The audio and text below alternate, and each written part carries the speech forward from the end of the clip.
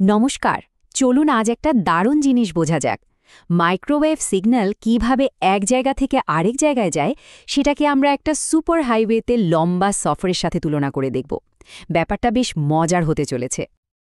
আচ্ছা, একবার ভাবুন তো, যদি লক্ষ লক্ষ গাড়িকে আলোর গতিতে কোথাও পাঠাতে হয়, তাহলে কি সাধারণ রাস্তা দিয়ে কাজ চলবে? একদমই না। তার জন্য লাগবে একটা স্পেশাল সুপার হাইওয়ে। আমাদের ডেটা বা সিগন্যালের ক্ষেত্রেও গল্পটা কিন্তু ঠিক একই রকম। তো যে কোনো যাত্রার প্রথম ধাপটা কি? ঠিকঠাক রাস্তা বেছে নেওয়া, তাই না? যেমন গাড়ির জন্য হাইওয়ে লাগে, ঠিক তেমনি মাইক্রোওয়েভ সিগন্যালের জন্য একটা বিশেষ রাস্তা দরকার। এই রাস্তাগুলো হলো কোঅ্যাক্সিয়াল কেবল বা ওয়েভ গাইডের মতো বন্ধ পথ, যাতে সিগন্যালের শক্তি একটুও নষ্ট না হয় আর সফরটা একদম মসৃণ থাকে। কিন্তু একটা ব্যাপার আছে, এই সুপার হাইওয়েতে সিগন্যালগুলো কিন্তু নিজেদের ইচ্ছে মতো এদিক ওদিক যেতে পারে না। ঠিক যেমন হাইওয়েতে আলাদা আলাদা লেন থাকে, এখানেও সিগন্যালকে কিছু নির্দিষ্ট নিয়ম বা প্যাটার্ন মেনে চলতে হয়। টেকনিক্যাল ভাষায় এই লেনগুলোকে আমরা বলি ট্রান্সমিশন মোড।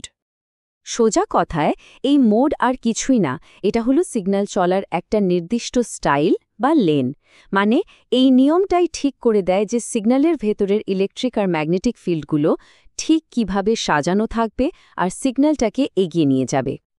এখানে একটা মজার ব্যাপার আছে কিন্তু, সব সুপার হাইওয়েতে সব ধরনের লেন থাকে না। যেমন ধরুন কোএক্সিয়াল কেবল, যার ভেতরে দুটো কন্ডাক্টর থাকে। এটাকে আমরা বলতে পারি একটা বিশেষ হাইওয়ে, যেখানে একটা ভিআইপি লেন আছে। এই ভিআইপি লেনটাই হলো টিইএম মোড। অন্যদিকে ওয়েভ গাইড হলো একটা ফাঁপা পাইপের মতো, মানে এখানে একটাই কন্ডাক্টর। তাই এখানে ওই ভিআইপি লেনের কোনো গল্পই নেই, কারণ টিইএম মোড চলতে গেলে দুটো কন্ডাক্টর লাগে। তাই ওয়েভ গাইডে শুধু টিই আর টিএম এর মতো সাধারণ লেনগুলোই পাওয়া যায়। চলুন এই তিনটে প্রধান লেনকে আমরা আরও সহজে মনে রাখি। প্রথমটা টিইএম, এটা হলো আমাদের ভিআইপি লেন। এখানে সব কিছু পারফেক্ট, কোনো বাধা নেই, সিগন্যাল একদম সোজা আর সবথেকে ভালোভাবে যায়। এরপর আসছে টিই, এটাকে বলা যেতে পারে একটা উইভিং লেন, মানে যেখানে সিগন্যালকে একটু এঁকে বেঁকে চলতে হয়। আর সবশেষে টিএম, এটা হলো একটা বাম্পি লেন, মানে রাস্তাটা একটু অ্যাব্রো খেব্রো, সাফরটা ততটা আরামের নয়। তাহলে এবার বলুন তো, সিগন্যালের সফরের জন্য সবথেকে সোজা এবং কার্যকরী পথ, মানে আমাদের ভিআইপি লেনটা কোনটা? আচ্ছা, আমাদের সিগন্যাল তো দারুণ একটা সুপার হাইওয়েতে চলছে, কিন্তু যতই ভালো রাস্তা হোক, কোনো সফরই তো একদম নিখুঁত হয় না, তাই না? রাস্তায় কিছু গর্ত থাকে, টোল প্লাজায় টোল দিতে হয়। আমাদের সিগন্যালের যাত্রাতেও ঠিক সেরকমই কিছু বাধা আসে, যেখানে ওর কিছুটা শক্তি খরচ হয়ে যায়। সিগন্যালকে প্রধানত দু রকমের টোল দিতে হয়। এক, কন্ডাক্টর লস। ভাবুন, এটা হলো রাস্তার দেয়ালের সাথে গাড়ির চাকার ঘর্ষণের মতো, যা গতি কমিয়ে দেয়। আর দুই, ডাই ইলেকট্রিক লস। এটা আরও মজার। ভাবুন যেন ঘন কুয়াশার মধ্যে দিয়ে গাড়ি চালাতে হচ্ছে, যা ইঞ্জিনের শক্তি শুষে নিচ্ছে। বাস্তবে এই শক্তি কতটা কমে? একটা উদাহরণ দিই।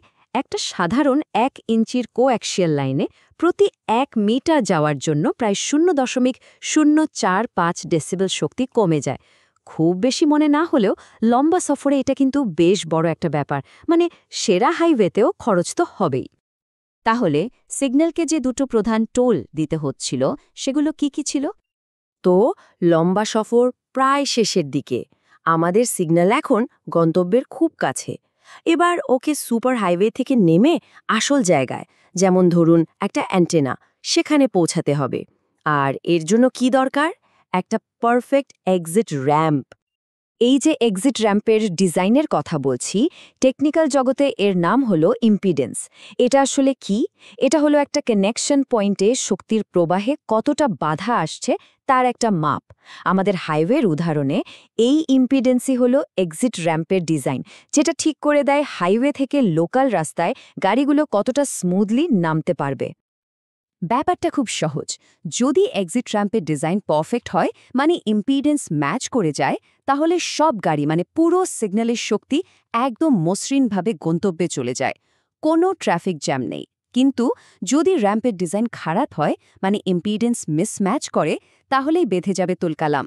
ঠিক যেন একটা ভয়াবহ ট্রাফিক জ্যাম, যেখানে গাড়িগুলো এগোতে না পেরে ধাক্কা খেয়ে আবার হাইওয়ের দিকেই ফিরে আসছে। এই ফিরে আসাকেই আমরা বলি সিগন্যাল রিফ্লেকশন। তাই ইঞ্জিনিয়ারদের জন্য একটা সহজ মন্ত্র আছে, যেটা মনে রাখা খুব জরুরি। প্রতিফলন যদি রুখতে চাও, ইম্পিডেন্স মিলিয়ে নাও।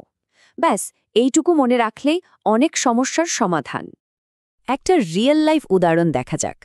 আমাদের মোবাইল ফোনের টাওয়ার, সেখানে ইঞ্জিনিয়াররা ঠিক এই কাজগুলোই করেন। তারা প্রথমে সিগন্যালের জন্য সবথেকে ভালো লেন মানে মোড বেছে নেন। তারপর লম্বা দূরত্বের জন্য ভালো কোয়ালিটির কেবল ব্যবহার করেন, যাতে লস কম হয়। আর সবথেকে জরুরি, ট্রান্সমিটার, কেবল আর অ্যান্টেনার মধ্যে ইম্পিডেন্স নিখুঁতভাবে ম্যাচ করান। এই সব কিছুর ফলেই কিন্তু আমরা ফোনে পরিষ্কার নেটওয়ার্ক পাই। তাহলে এবার ভাবা যাক, কেন ইম্পিডেন্স ম্যাচিং করাকে একটা সিগন্যালের জন্য পারফেক্ট এক্সিট র্যাম্প তৈরির সাথে তুলনা করা হচ্ছে। তাহলে সিগন্যালের পুরো সফরটা তো আমরা দেখে নিলাম, কিন্তু এখন আসল প্রশ্ন হলো, এই যে এত কিছু জানলাম, এই হাইওয়ে, লেন, টোল, এই জ্ঞানটা আমাদের ভবিষ্যতের জন্য কেন এত জরুরি? একবার চট করে পুরো যাত্রাটা মনে করে নিই। আমাদের সিগন্যাল একটা সুপার হাইওয়ে মানে ওয়েভগাইড বা কোয়াক্সিয়াল কেবল ধরেছে। সেখানে ও নিজের জন্য সেরা লেন মানে টিএম, টিই বা টিএম মোড বেছে নিয়েছে। রাস্তায় টোল আর গর্ত মানে লস সামলিয়ে গিয়েছে, আর সব শেষে একটা মসৃণ এক্সিট র্যাম্প মানে ম্যাচড ইম্পিডেন্স দিয়ে একদম নিরাপদে নিজের গন্তব্যে পৌঁছে গেছে। আর এটাই হলো আসল কথা। এই সুপার হাইওয়েকে বোঝা মানে ভবিষ্যতের টেকনোলজিকে বোঝা। আজকের 5G, আগামী দিনের 6G কমিউনিকেশন, স্টারলিংকের মতো হাই স্পিড স্যাটেলাইট ইন্টারনেট, এমনকি স্বচালিত গাড়ির জন্য যে অ্যাডভান্সড র্যাডার সিস্টেম, এই সব কিছুই কিন্তু এই মূল নীতিগুলোর উপর দাঁড়িয়ে আছে। আজকের এই কনসেপ্টগুলোই আগামী দিনের অবিশ্বাস্য সব আবিষ্কারের ভিত্তি তৈরি করে দেবে। তাই সবশেষে একটা প্রশ্ন ভাবার জন্য রেখে গেলাম। আমরা যখন ভবিষ্যতের ডেটা সুপার হাইওয়ে ডিজাইন করব, তখন সিগন্যালের জন্য আরও কত নতুন ধরনের লেন বা আরও দ্রুত গতির গাড়ি আমরা আবিষ্কার করতে পারি? এই ভাবনার কিন্তু কোনো শেষ নেই, আর এর উত্তর লুকিয়ে আছে আপনাদের মধ্যেই।